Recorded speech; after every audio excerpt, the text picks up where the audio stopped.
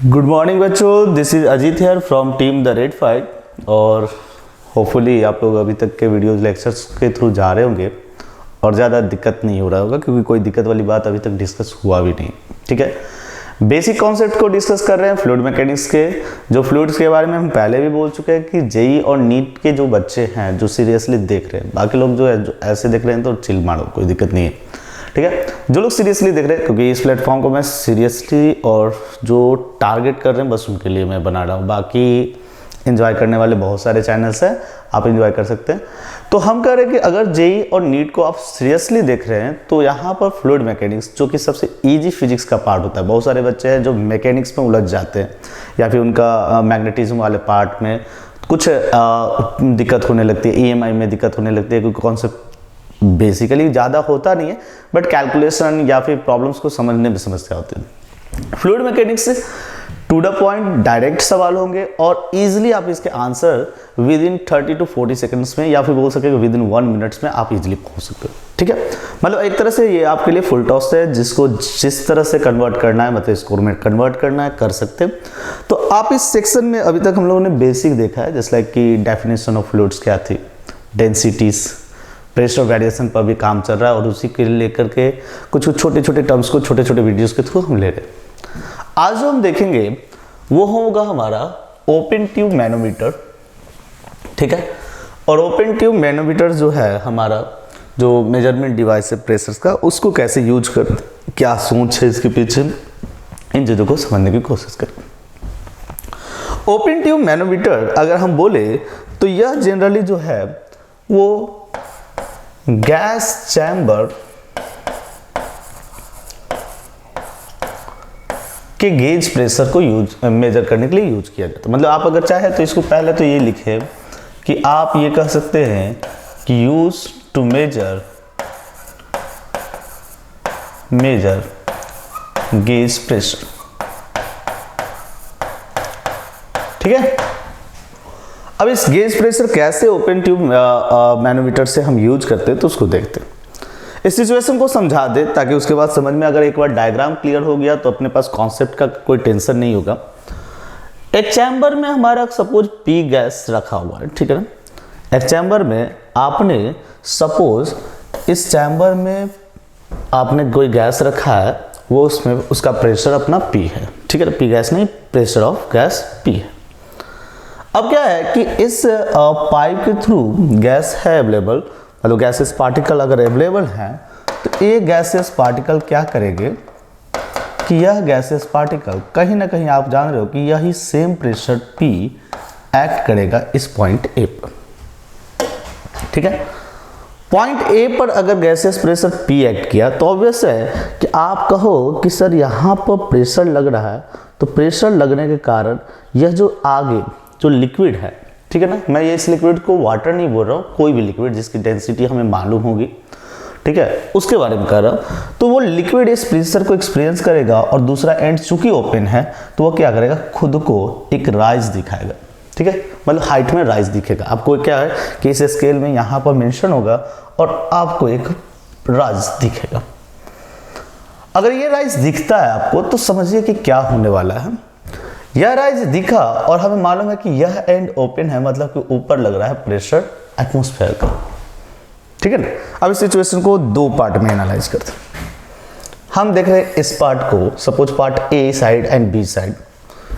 तो part A में कहे कि प्रेशर एट पॉइंट ए जो होगा वो है P, जो कि आप कह सकते हो कि pressure due to gas, pressure due to gas. ठीक है, अगर पार्ट बी की तरफ देखें तो आप पार्ट बी में कहोगे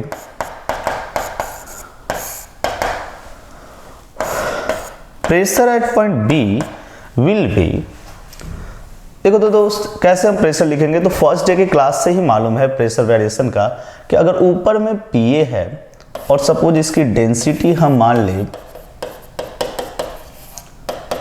रो, तो हम कह सकते हैं कि सर यहाँ जो प्रेशर होगा वो होगा pressure atmosphere plus rho acceleration due to gravity and the height that we are getting here. ठीक है, और ए और बी एक लेवल है तो हम इजीली कह सकते हैं कि ये दोनों ही पॉइंट्स, जैसे कि equation A and equation B can be written as कि P A plus rho G H is equal to P.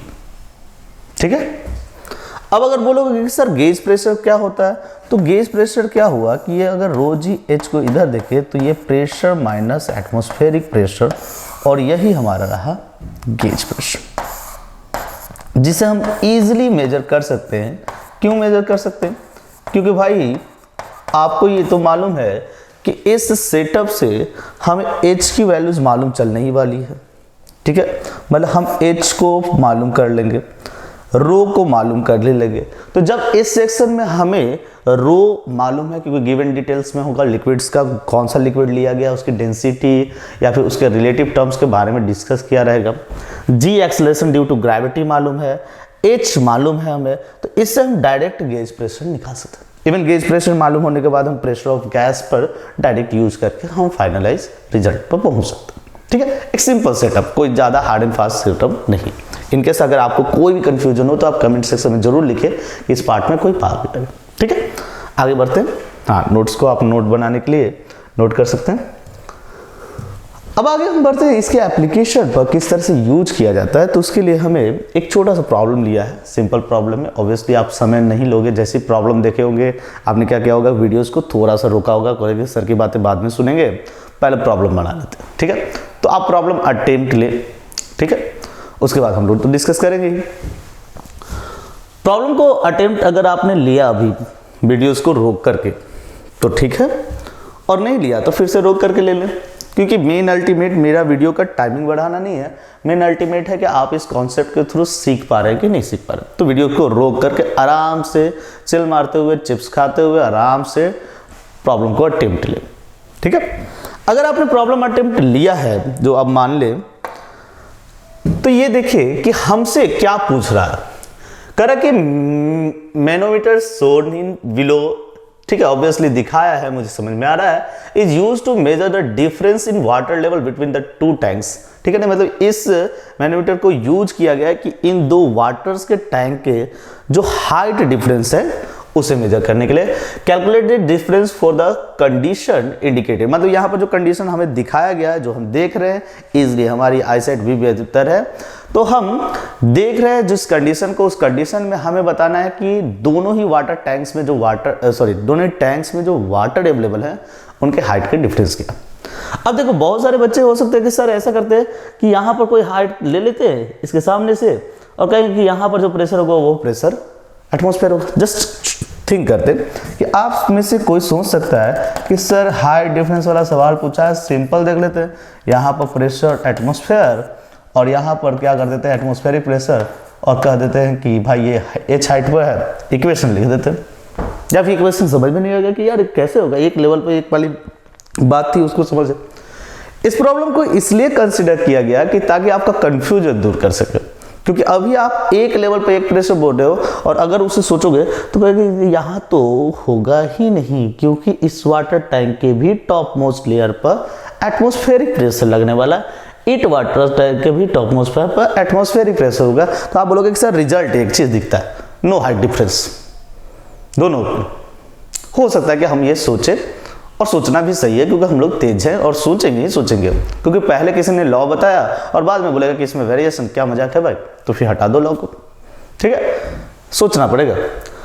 सोचते हैं यहाँ पर कि यहाँ पर हम क्यों बोल रहे हैं कि यहाँ वाटर का डिफरेंस होगा, जबकि दोनों ही टैंक ओपन है और दोनों पर एटमॉस्फेरिक प्रेशर लगा। तो वो डिफरेंस इसलिए होगा क्योंकि बीच में यहाँ पर किसी और लिक्विड्स को यूज किया गया, ये वाटर नहीं है दोस्त, और इस लिक्विड्स ने अपने हाइट का वेरिएशन दिखाया, मतलब दोनों ही एंड पर वो एक कुछ डिफरेंट प्रेशर को अप्लाई कर। दूसरी चीज, हम एक कंटिन्यूअस लिक्विड के अंदर या फ्लूइड्स के अंदर हम वहां तक ही प्रेशर या सेम लेवल प्रेशर वाले कॉन्सेप्ट को यूज कर सकते हैं जहां तक वो लिक्विड मौजूद है। अगर उसके बाद लिक्विड वेरिएशन चेंज करता है तो हमें एक तरह से इक्वेशन पर वर्क करना पड़ता है। हम देखते हैं यहाँ पर वर्क करते हैं इक्वेशन पर। अगर हम यहाँ पे इक्वेशन वर्क करें तो हम देख लेते हैं, फिर से वही बात, अपनी बात एकदम क्लियर है कि छोटे छोटे हिस्सों में बांट करके प्रॉब्लम को सॉल्व करो।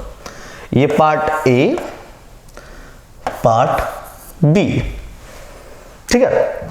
चलो इस साइड से मानना शुरू करते हैं। हम मान ले कि यहां पर एटमॉस्फेरिक प्रेशर लग रहा है, मानना क्या है भाई, फैक्ट है। यह जो हाइट दिया है, इस हाइट को यूज करने के लिए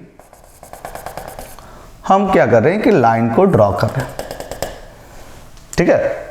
अब इस लाइन को ड्रॉ कर लेंगे, मतलब इस लाइन पर जो आया उसको बोल रहे हैं कि हाइट सेम है। मैं अभी प्रेशर सेम वाली बात नहीं कर रहा हूं, क्योंकि होगा कि नहीं होगा वो हमें खुद पता चल जाएगा।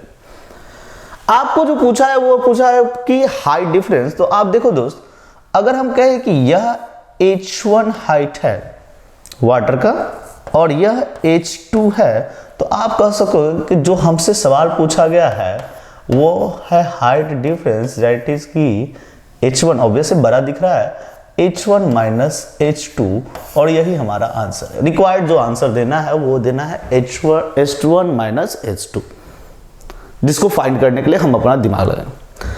इस डिटेल में एक क्वांटिटी दिया हुआ है लिक्विड की स्पेसिफिक ग्रेविटी, पहले इसको भी समझ लेते हैं, क्योंकि जब तक चीजें समझेंगे नहीं वो दिक्कत है। रिलेटिव डेंसिटी ही स्पेसिफिक ग्रेविटी है। तो रिलेटिव डेंसिटी करने का मतलब है कि density of substance with respect to some other substance, ठीक है ना।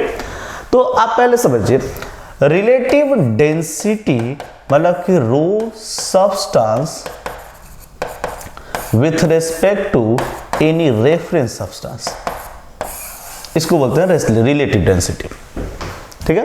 अब बोलोगे कि रिलेटिव डेंसिटी बताया, स्पेसिफिक ग्रेविटी क्या है। तो स्पेसिफिक ग्रेविटी ज्यादातर फ्लूइड्स के लिए या लिक्विड के लिए डिफाइंड टर्म्स है, मतलब कि रिलेटिव डेंसिटी है स्पेसिफिक ग्रेविटी, बट वहां पर रेफरेंस में वाटर को लिया गया, ठीक है ना। जो हमारे पास डिटेल्स होता है वो उसको क्या कहते हैं कि वाटर के रेस्पेक्ट में डेंसिटी को बताना ही है स्पेसिफिक ग्रेविटी। तो इस लिक्विड के हम स्पेसिफिक ग्रेविटी को देखें तो स्पेसिफिक ग्रेविटी जो बोला है, जो कि density of liquid by density of water होगा, वो हमें दे रहा है 0.9। हम यहां से डिटेल निकाल लिए, तो डेंसिटी ऑफ लिक्विड जो होगा वो होगा 0.9 डेंसिटी ऑफ वाटर। चलो भाई, जो जो डिटेल हमें चाहिए वो चीज मिल गया। हमें डेंसिटी ऑफ लिक्विड मिल चुका है, वाटर की डेंसिटी को हम डेंसिटी रो W या रो से सिंपली यूज कर लेंगे, रो से ही यूज कर लेंगे, क्योंकि W लिखेंगे तो कंफ्यूजन होगा। डेंसिटी ऑफ वाटर को हम सिंपल रो से लिख रहे हैं, ठीक है। प्रेशर उस साइड एटमॉस्फेरिक प्रेशर लग रहा है। चलो यहां पर से हमें कुछ सूचना तो है नहीं, हाँ हाइट H2 माने हैं, यहां पर प्रेशर 2 लगा। अब इस एक लेवल में हमारे पास जो जो पॉइंट अलग अलग लिक्विड वेरिएशन पर आ रहे हैं उनको थोड़ा मार्क करते हैं। जस्ट लाइक मार्क कर दिया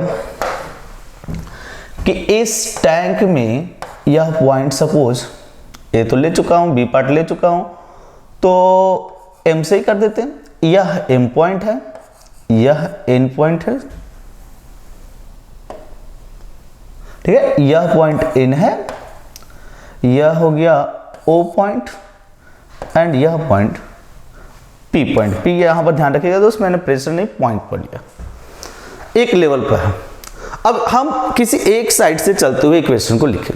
सपोज यहां PA है, तो इससे H1 हाइट नीचे में। आप कहोगे कि भाई हम इक्वेशन लिख रहे हैं सीधे, हम यहां से आकर के देखना चाहते हैं कि यहां पर हमारा प्रेशर क्या होगा पॉइंट P पर, ठीक है। तो पॉइंट M2P हम प्रेशर को कैलकुलेट कर रहे हैं। तो पॉइंट M पर प्रेशर होगा हमारा PA प्लस रो G H1, ठीक है। जो M पर प्रेशर होगा दोस्त वही N पर होगा, सेम लेवल, कोई दिक्कत नहीं है। सेम लिक्विड भी है तो लिक्विड चेंज नहीं किया, तो हम इस बात को कॉन्सेप्ट को यूज कर सकते हैं कि pressure at M is equal to N, ठीक है। अब इसके हम 40 सेंटीमीटर ऊपर गए हैं, क्यों? क्योंकि यहां का प्रेशर मालूम कर सके। तो हम 40 सेंटीमीटर ऊपर गए, तो ऊपर गए मतलब प्रेशर घटेगा या बढ़ेगा? ऑब्वियसली घटेगा। करोगे सर ये सब सवाल पूछते हो, यूट्यूब पर पढ़ा करके आपका अनसब्सक्राइब कर देंगे, ठीक है। तो सिंपल सा है, ऊपर हम जा रहे हैं तो प्रेशर घटेगा। घटेगा मतलब किस हिसाब से घटेगा? तो उसकी density that is row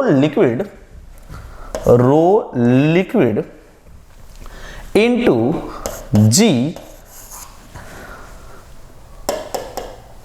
row liquid g and height हम 40 सेंटीमीटर ऊपर का मतलब 0.4, ठीक है।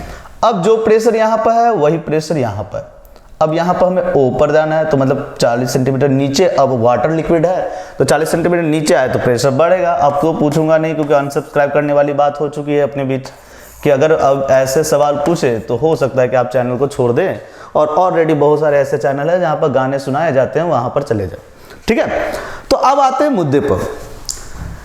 40 सेंटीमीटर जो आप प्रेशर यहां दोगे, चूंकि एक ही लिक्विड है, एक ही फ्लूइड है, तो आप कह सकते हो पॉइंट पी पर प्रेशर वही होगा, मतलब लेफ्ट हैंड साइड से मैं वहां तक पी पर प्रेशर देख चुका, ठीक है। अब यह क्या इक्वल होगा दोस्त, इस साइड आपका जो एटमॉस्फेयर प्रेशर लगा रहा है पार्ट ए में, अगर हम कहें कि यहां पर भी एटमॉस्फेयर प्रेशर लगा रहा है और H2 हाइट नीचे हम है, इसका मतलब कि इस साइड का भी प्रेशर दिया जा सकता है Pa plus rho g H2। देखो तो इक्वेशन अगर हमें समझ में आ गया तो इस प्रॉब्लम में कोई दम था ही नहीं और कभी नहीं था।